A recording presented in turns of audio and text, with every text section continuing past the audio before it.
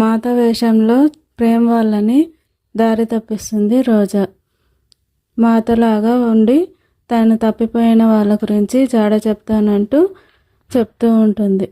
తన మనుషులకు మాత్రం చామంతిని తనున్న దగ్గర నుంచి వేరే చోటికి మార్చమని చెప్తుంది. అంతకంటే ముందు ప్రేమ్ వాళ్ళని డైవర్ట్ చేయడానికి తను ఉన్న ప్లేస్ గురించి చెప్తుంది. వీళ్ళు వెతుక్కుంటూ వెళ్ళేలోపు తన మనుషుల చేత చామంతిని అక్కడి నుంచి మార్చాలని చూస్తుంది. వీళ్ళని డైవర్ట్ చేస్తూ తన యువరాణిలాగా పట్టాభిషేకం చేసుకోవాలని ప్లాన్ చేసి ఉంటుంది రోజా.